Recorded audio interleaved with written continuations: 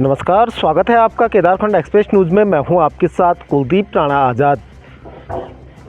पहाड़ को मिट्टी पत्थर का ढेर समझकर यहां से पलायन करने वाले लोगों के सामने आज हम एक ऐसा उदाहरण पेश कर रहे हैं जो पहाड़ में रहकर बेहतरीन स्वरोजगार कर रहे हैं, और वो भी इससे पहले महानगरों की तरफ थे। राजस्थान में प्राइवेट सेक्टर में वो जॉब करते थे, लेकिन वर्ष 2021 में वो घर आए तो उन्होंने अपने घर में स्वरोजगार करने का विचार बनाया और आज अच्छा खासा मुनाफा वो कमा रहे हैं। सर, पहले तो बहुत स्वागत है। यार, क्या नाम है आपका? धन्यवाद जी, मेरा नाम श्याम सिंह बिष्ट है। सर, डेयरी का व्यवसाय आपने यहाँ पे की है। पहले तो शुरुआत ये कीजिए कि पहले कितने साल आप बाहर रहे और कैसे विचार आया ये मन में? तकरीबन 20 साल में बाहर रहा और मैं यहाँ से फैमिली के साथ पलायन कर चुका था, मगर गांव के एक प्यार और जो अपनापन यहाँ होता है उसके कारण मैं वापस खींचा हुआ यहाँ चला आया हूँ। और उसी के तहत मैंने यहाँ पे अपना एक व्यवसाय शुरू किया है।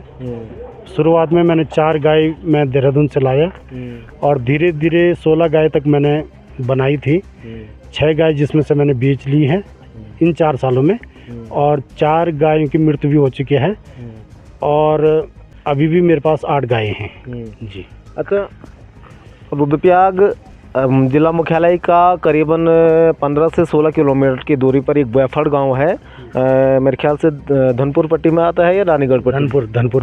धनपुर पट्टी का ये गांव है। तो 2021 से ये 2024 का अंत अब होने जा रहा है। इन सालों में आपने क्योंकि 3 से 4 साल का आपको समय हो गया इसमें, और 20 साल आपने बाहर कम, ये 4 साल बेहतर लग रहे हैं या वो 20 साल बेहतर लग रहे हैं? नहीं जी, ये 4 साल ज़्यादा बेहतर हैं।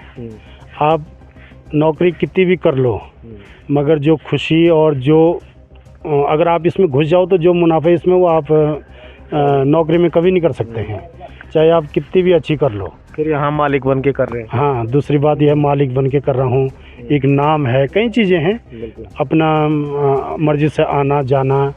और दूसरी बात यह है कि मैं लोगों को भी प्राकृतिक चीज़ें प्रदान कर रहा हूँ और ख़ुद भी ले रहा हूँ, तो उससे मुझे और खुशी हो रही है। और तब मुझे ज़्यादा खुशी होती है कि जब लोग कहते हैं कि जी आप मुझे अच्छी चीज़ उपलब्ध कराएंगे, भले ही पैसे कितने भी दे दो, लोगों को चीज़ अच्छी चाहिए। बिल्कुल ना, तो इसमें कोई दो राय नहीं कि अगर आपकी क्वालिटी अच्छी है तो आप कभी हार नहीं सकते हैं। तो मैं कोशिश करता हूँ कि अच्छे से अच्छी चीज़ लोगों को उपलब्ध करा सकूँ। और जैसे मैंने अभी बोला है कि डेयरी के जितने भी उत्पाद हैं, चाहे दूध है, दूध तो पहला है हमारा, उसके बाद भी अगर किसी को चाहिए तो हम छाछ उपलब्ध कराते हैं, घी, दही, मक्खन, पनीर की बहुत डिमांड है। अच्छा। जैसे जिसने मेरा पनीर और घी एक बार खाया वो बार बार मांगता है, और मैं ये बार बार उपलब्ध नहीं करा पा रहा हूँ क्योंकि उसके लिए ज़्यादा स्टाफ की ज़रूरत है, ज़्यादा गायों की ज़रूरत है। मगर मैं कोशिश कर रहा हूँ कि धीरे धीरे मैं इस व्यवसाय को और अच्छी तरह बढ़ा सकूँ और जो लोगों की डिमांड है उसको मैं पूरा कर सकूँ, और पूरा करने में मेरा ही फ़ायदा है और मेरे साथ जो अन्य लोग जुड़े हैं उनका भी फ़ायदा है। अच्छा, अभी अपने ही गांव के आप कितने लोग आपने जोड़ रखे हैं? मेरे पास अभी 4 महिलाएं हैं वर्तमान में, और जो कि पूरे दिन के तौर पे 2 महिलाएं हैं और 2 महिलाएं सुबह शाम की हैं। अच्छा जी। अच्छा, गांव में थोड़ा चुनौतियां काफ़ी रहती हैं इस तरह के स्वरोजगार। शुरुआत में किस तरह से कठिनाइयाँ हुई और आपने उनको फेस कैसे किया? जब मैंने शुरू में ये व्यवसाय शुरू किया, जनवरी फरवरी की बात है 2021 की, तो जैसी गाय मैं यहाँ पे लाया तुरंत उनको खुरपका हो गया और गाय इतनी बीमार हो गई कि खड़ा उठना और लेटना उनके लिए बहुत मुश्किल हो गया।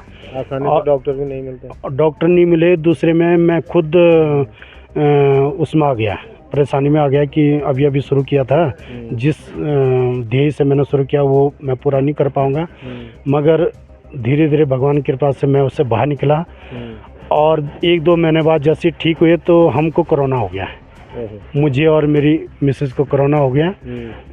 उसके बाद हमको यहाँ से शिफ्ट करना पड़ा। तकरीबन 25 दिन हम रुद्रप्रयाग में रहे। तो जो मेरे साथ मेरी ये महिलाएं काम करती हैं, इन्होंने अच्छे ढंग से उस समय संभाला और मैं उनको भी धन्यवाद करता हूँ।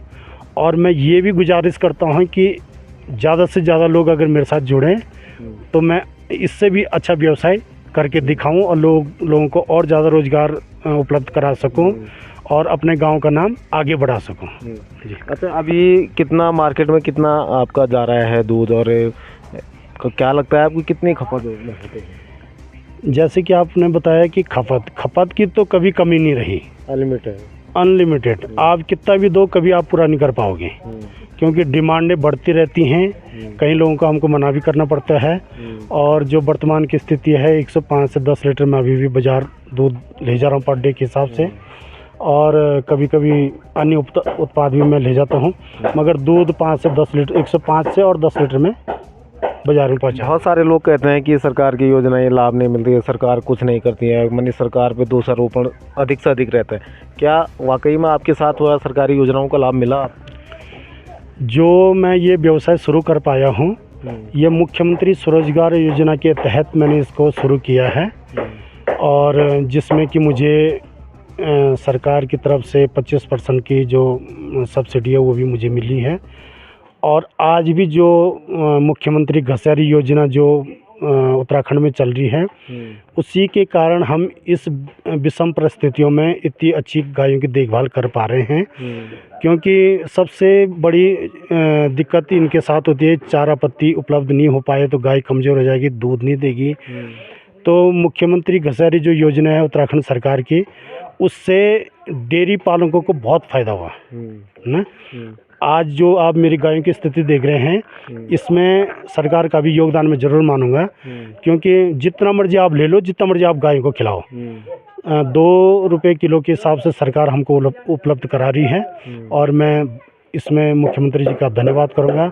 और अन्य जो हमारा जो क्षेत्र बहुत पिछड़ा हुआ क्षेत्र था, मगर हमारे जो विधायक जी हैं भारत सिंह चौधरी जी, उनके अथक प्रयासों से आज हमारे पूरे क्षेत्र में कोई भी गांव ऐसा नहीं होगा जहां आपको पैदल जाना पड़े। गांव-गांव में रोड है। पहले तो हमको यहाँ से चाहे रानीगढ़ पट्टी है, चाहे धनपुर है, चाहे बचड़सियाँ है, पैदल ही नापना पड़ता था। या तो आप रुद्रप्रयाग जाओ फिर आप गाड़ी ले लो, मगर सभी गांव में गाड़ी नहीं थी। आज आप कोई भी गांव ऐसा नहीं पाएंगे कि जिसमें आपको यातायात सुविधा ना हो। अच्छा, एक चीज़ मुझे ये बताइए, क्योंकि अब आपने दोनों परिस्थितियां देख ली हैं, मैदानों में आपने काम करके देख लिया है, घर में स्वरोजगार करके। बहुत सारे पहाड़ के लोग कहते हैं कि पहाड़ में रोज़गार की कमी है, इसी का रोनर होते हैं, ज़्यादातर पलायन कर जाते हैं। क्या कहेंगी उन लोगों को?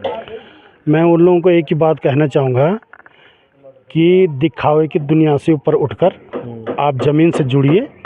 इस ज़मीन ने हमारी कई पीढ़ियों को पाला होगा। मुझे ऐसा लगता है कि 20-25 पीढ़ियाँ तो हो ही गई होंगी हम लोगों की यहाँ। तकरीबन 400-500 साल तो हो गए यहाँ गढ़वाल के इन क्षेत्रों में हम लोगों को।